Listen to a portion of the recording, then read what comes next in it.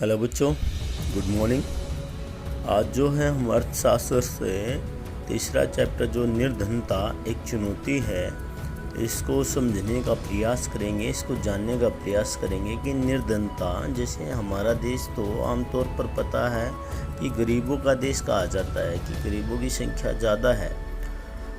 तो उसके तहत इस लेसन में कुछ ऐसे पॉइंट हमें सीखने को, देखने को, पढ़ने को मिलेंगे कि वो हमें हैरान कर देंगे। तो प्यारे बच्चों, अंत तक अगर कोई आप वीडियो देख रहे हैं तो निश्चित तौर पर आप कुछ ना कुछ सीख रहे हैं। तो आपको सीखने का जज्बा रखना है और इसको देखना और समझना है। तो चलिए बच्चों, मैं शुरुआत करता हूँ। सबसे पहले अर्थशास्त्र से मैंने बताया चैप्टर 3 है, क्योंकि एनसीईआरटी की गाइडलाइन के अनुसार कुछ चैप्टर जो हैं हटाए जाएंगे, लेकिन इसमें कुल 4 ही चैप्टर हैं, तो यहाँ में चारों ही करेंगे। और जिसमें से जिस बुक से भी हटाए जाएंगे वो बात की बात है, लेकिन अब जो हम पढ़ेंगे वो हमारे समाज के लिए, हमारे देश के लिए क्या क्या परिस्थितियाँ हैं गरीबों के लिए, वो हमारे लिए जानना अति महत्वपूर्ण है। तो चलिए शुरुआत करते हैं प्यारे बच्चों। सबसे पहले याद रखने वाली योग्य बातें। निर्धनता यानी गरीबी। निर्धनता क्या होती है? निर्धन व्यक्ति, आपने पता ही है ना, गरीब व्यक्ति होता है। निर्धनता जो गरीब व्यक्ति होता है, निर्धनता में अभिप्राय जीवन के लिए न्यूनतम यानी कम से कम उपयोगी आवश्यकताओं की प्राप्ति के न होने से है। यानी निर्धनता से अभिप्राय वह है जब हमारे लिए कोई छोटी से छोटी चीज़ उपयोगी है और वही चीज़ हमें प्राप्त ना हो।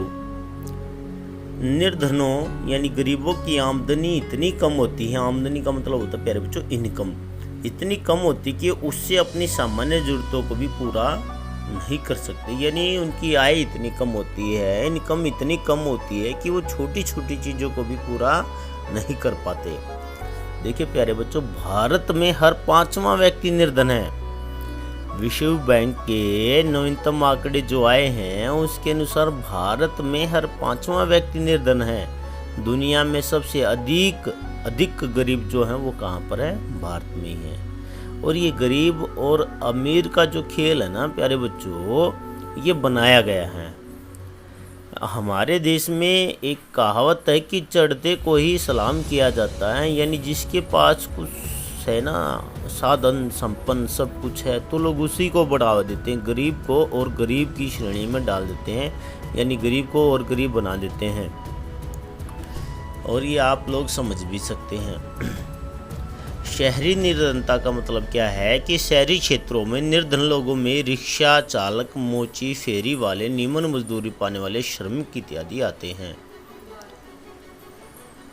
इनके पास भौतिक परिसंपत्ति नहीं होती है और ये अक्सर झुग्गी व मलिन बस्तियों में रहते हैं। जो शहरी निर्धन शहर में जो काम करने वाले मजदूर लोग होते हैं, वो जो भी काम करते हैं, और वो एक तो वहाँ कहाँ रहते हैं और किस प्रकार से मजदूरी अपना जीवन यापन करते हैं।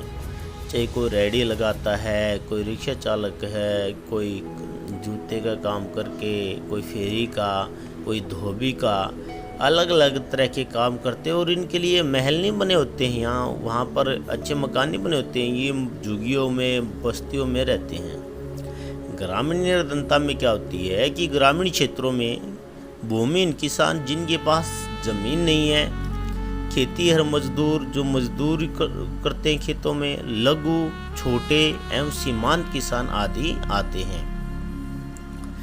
सामाजिक वैज्ञानिक की दृष्टि में निर्धनता क्या है? सामान्यतया निर्धनता का संबंध आय अथवा उपभोग के स्तर से है। सामान्यतः निर्धनता का संबंध किससे? आय से। जो चीज, जो पैसा हमारे पास आ रहा है उसका उपयोग हम किस स्तर से कर रहे हैं। उपभोग के स्तर के अलावा निर्धनता को निरक्षरता, स्तर कुपोषण के कारण रोग प्रतिरोधी क्षमता की कमी, स्वास्थ्य सेवाओं की कमी, रोजगार के अवसरों की कमी, सुरक्षित पेयजल एवं स्वच्छता तक पहुंच की कमी आदि अन्य सामाजिक सूचकों के माध्यम से निर्धनता को देखा जा सकता है। जितने भी पॉइंट हम लोगों ने यहाँ पर पढ़े हैं, जितने भी पॉइंट हैं हम लोगों ने यहाँ पढ़े हैं वो सारे हमारे देश में हैं।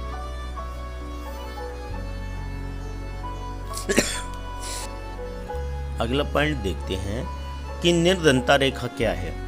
एक जो गरीबी रेखा वो क्या है। निर्धनता या गरीबी रेखा आप समझते हैं ना, गरीबी रेखा से जीवन यापन करने वाले लोग। आय अथवा उपयोग के निम्न स्तर को निर्धनता रेखा कहा। भारत में निर्धनता रेखा का निर्धारण कौन करता है, कैसे होता है। भारत में निर्धनता रेखा का निर्धारण निम्नलिखित दो आधारों पर किया जाता है। एक कैलोरी आवश्यकता। कैलोरी क्या होता है प्यारे बच्चों, जब हम कोई कार्य करते हैं और कार्य करते वक्त जब हम ऊर्जा लगाते हैं और हमारे शरीर में जो कैलोरी होती है उसकी खपत होती है। अब उसी तरोताज़ा होने के लिए हमें, उसी प्रकार से काम करने के लिए हमें खाने की आवश्यकता होती है। उस खाने में किन किन चीज़ों में कैलोरी की मात्रा अधिक होती है, अगर वो चीज़ें खाने की हमें प्रोवाइड नहीं हो पाती हैं किसी भी तरीके से, तो हम क्या समझ सकते हैं कि हमारा शरीर जो होगा उस काम को करने के लायक नहीं रह पाएगा। अब देखते क्या कि ग्रामीण क्षेत्रों में 2400 कैलोरी प्रति व्यक्ति प्रतिदिन, प्रति व्यक्ति को प्रतिदिन 2400 कैलोरी की मात्रा का भोजन जो है खाना चाहिए। शहरी क्षेत्रों में 2100 कैलोरी प्रति व्यक्ति प्रतिदिन होना चाहिए। अब ये क्या है कि आय देखिए, ग्रामीण क्षेत्रों में 816 रुपये प्रति व्यक्ति प्रति माह तथा शहरी क्षेत्रों में 1000 रुपये प्रति व्यक्ति माह। ये 2011-12 के आंकड़े हैं। ये आंकड़े जो है सुरेश तेंदुलकर कमेटी द्वारा दी गई थी। इसके बाद गरीबी के आकलन के लिए सी रंगराजन के नेतृत्व में एक और कमेटी बनाई गई थी जिसने अपनी रिपोर्ट जून 2014 में दी थी। इसके अंतर्गत ग्रामीण क्षेत्रों में 972 रुपये प्रति व्यक्ति प्रति माह और शहरी क्षेत्रों में 1407 रुपये प्रति व्यक्ति प्रति माह निर्धारित किया गया है। यानी प्यारे बच्चों, ये एक छोटी सी बात दी गई है कि जो 816 रुपये से प्रति माह ज़्यादा कमाता है, यानी हम 2014 की रिपोर्ट के अनुसार देखें, यानी जो लगभग मान लेते हैं 1000 रुपये प्रति व्यक्ति, एक व्यक्ति जो है 1000 रुपये से ज़्यादा कमाता है तो वो गरीब नहीं है। देखिए, ये वो आंकड़े हैं कि जिनकी इनकम जो है 1000 रुपये से एक व्यक्ति की ज़्यादा है और भारत में हर 5वां व्यक्ति गरीब है। तो आप समझ सकते होंगे कि एक व्यक्ति मान लो 5000 रुपये कमाता है प्रति माह और परिवार में 6, 5, 4, 3, 2 जितने भी मेंबर हैं, तो सारा तो बेसिक जो खर्चा होना है उस व्यक्ति की आय पर ही निर्धारित है।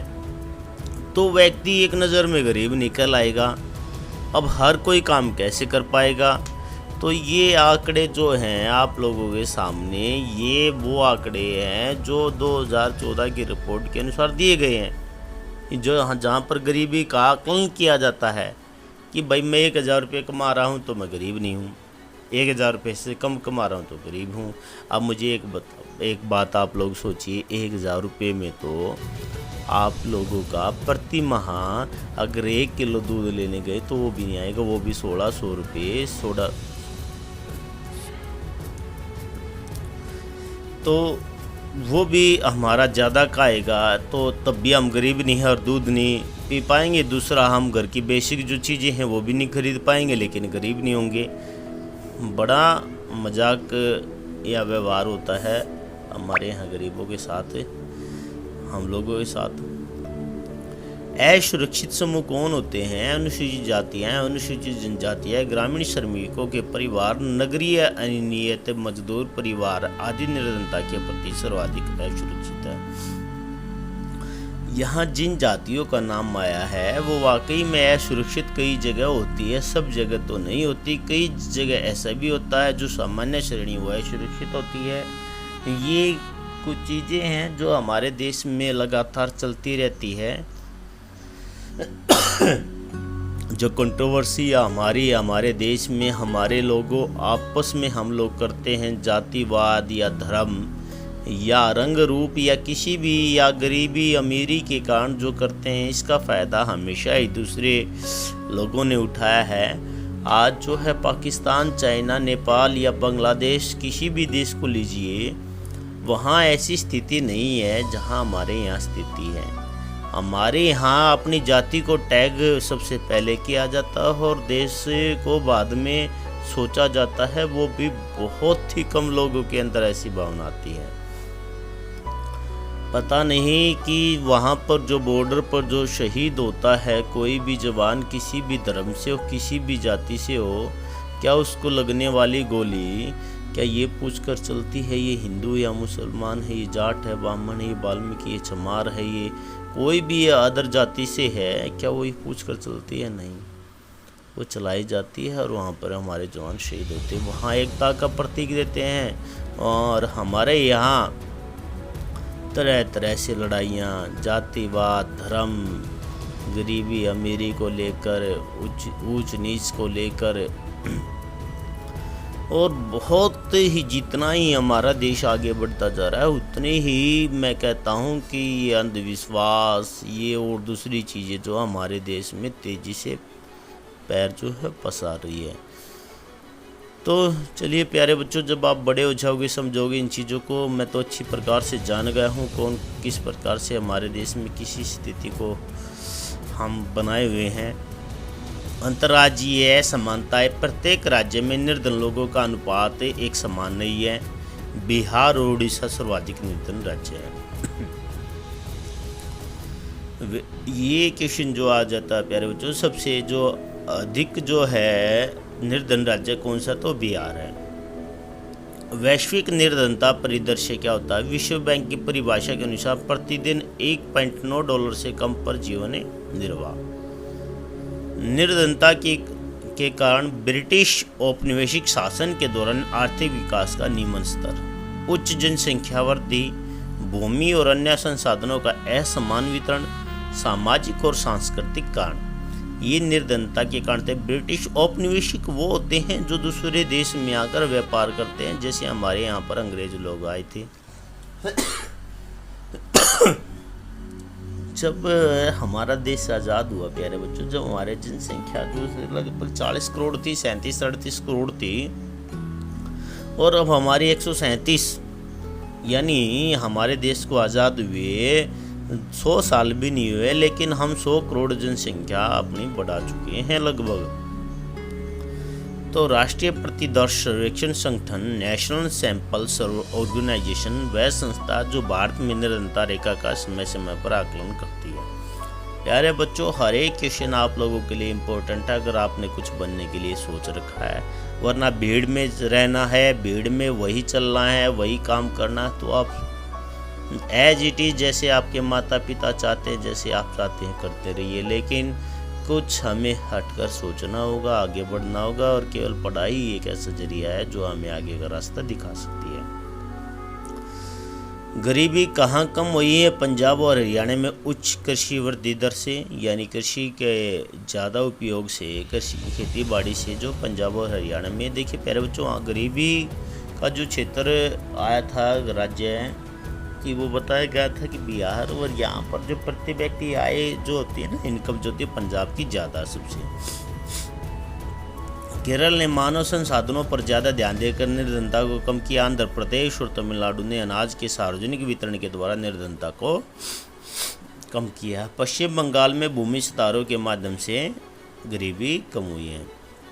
ये देखिए, महात्मा गांधी राष्ट्रीय ग्रामीण रोजगार अधिनियम कब लागू हुआ? ये क्वेश्चन आ जाता है। ये हुआ 2005 में, महात्मा गांधी राष्ट्रीय ग्रामीण रोजगार अधिनियम। तो प्यारे बच्चों, यहाँ पर ये हमें याद रखना है कि 2005 में, और इसमें क्या क्या थे, उद्देश्य क्या था? ग्रामीण क्षेत्रों में आजीविका सुरक्षित करना, साल में कम से कम 100 दिनों के लिए रोजगार की गारंटी देना कि साल में 365 दिन में हम 100 दिन काम देंगे। उसमें से 1/3 रोजगार महिलाओं के लिए सुरक्षित है।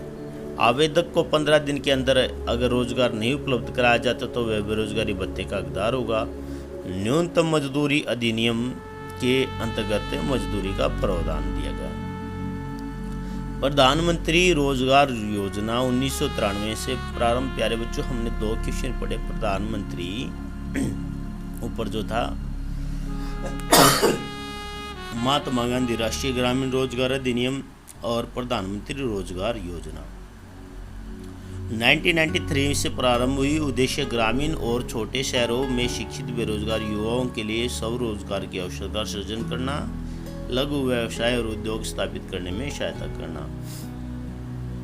तो प्यारे बच्चों, ये कुछ क्वेश्चन थे, ये आप लोगों को करने हैं और इसको आप देखते समय चीज़ों को लिखने का भी प्रयास करें। और लिखने के बाद ऐसा नहीं है कि हम जो हैं आप लोगों को ऑनलाइन जो पढ़ा रहे हैं उसका कोई बेनिफिट नहीं होगा।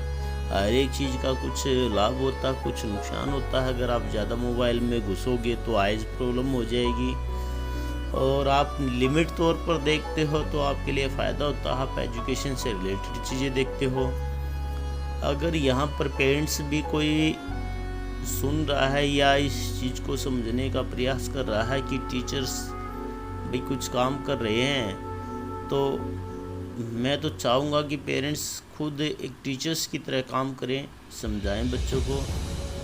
मैं बार बार यही कहता हूँ, सब समस्याएं आजकल सबके लिए कॉमन है, सबके घर में है, लेकिन उसका ये हल नहीं है कि हम बच्चों को ना पढ़ाएं, बच्चों को नए आगे बढ़ने दें।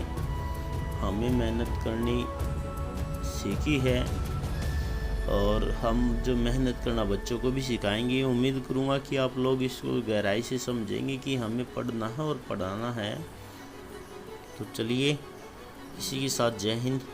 Okay, goodbye, have a good day.